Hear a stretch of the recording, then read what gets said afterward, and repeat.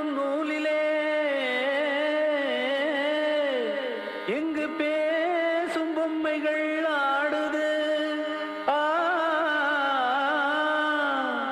பாவம் ரெண்டு பொம்மையும் விடும்,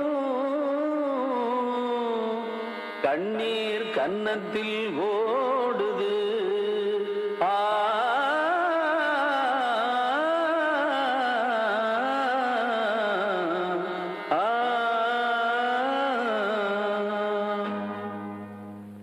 அம்மா என்னும் வார்த்தைதான் பல அர்த்தம் சொல்கிற வாக்கியம். எல்லோருக்கும் வாய்க்குமா அதை காதால் கேட்கிற பாக்கியம். தேவன் தரும் தாய்மைதான், வேண்டாம் எனும் பெண்மைதான் ஒரு விந்தையானதே. அம்மா என்னும் வார்த்தைதான் பல அர்த்தம் சொல்கிற வாக்கியம். எல்லோருக்கும் வாய்க்குமா அதை காதால் கேட்கிற பாக்கியம்.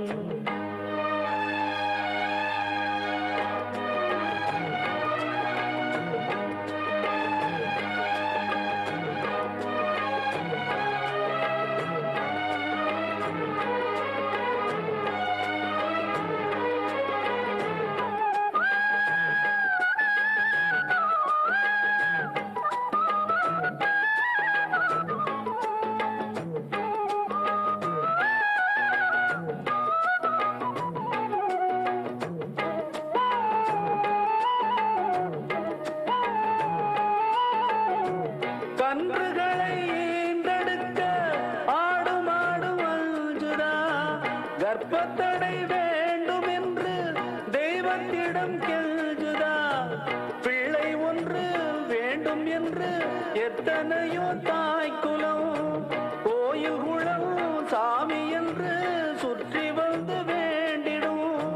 சுற்றி வந்த போதிலும் பெற்றெடுக்க கூடுமோ? முக்குளிக்கும் யாருமே முத்தெடுக்காகுமோ?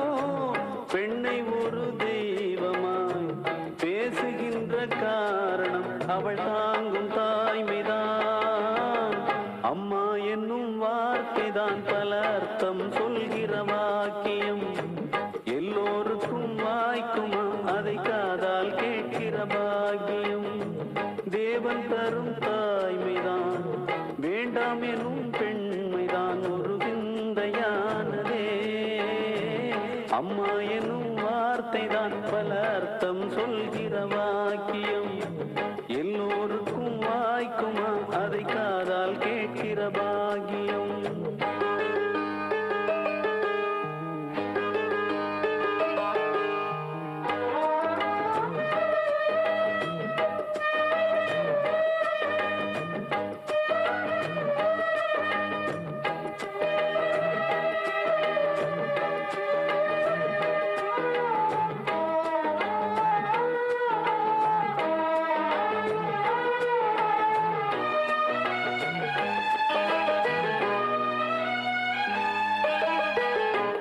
இரண்டு மாதம் என்று அன்னை படும் வேதனை, கையிரண்டில் தேனை அள்ளி கொண்டு வரும் சாதனை. சோறும் இன்றி நீரும் இன்றி சாம்பல் தின்ன தோன்றலாம். தித்திக்கின்ற முத்தங்களை பிள்ளையிடம் வாங்கலாம். பச்சை வண்ண தார்விடும் வாழை மரம் சாய்ந்திடும். முத்துக்களை ஈந்திடும் சிப்பிகளும் மாய்ந்திடும். பிள்ளைகளை தாங்கிடும் பெண்மை உயிர் வாழ்ந்திடும். இது தேவன் தீர்ப்பு தான். அம்மா என்னும் வார்த்தைதான் பல அர்த்தம் சொல்கிற வாக்கியம். எல்லோருக்கும் வாய்க்குமா அதை காதால் கேட்கிற பாக்கியம். தேவன் தரும் தாய்மைதான், வேண்டாம் எனும் பெண்மைதான் ஒரு விந்தையானதே. அம்மா எனும் வார்த்தைதான் பல அர்த்தம் சொல்கிற வாக்கியம். எல்லோருக்கும் வாய்க்குமா அதை காதால் கேட்கிற பாக்கியம்.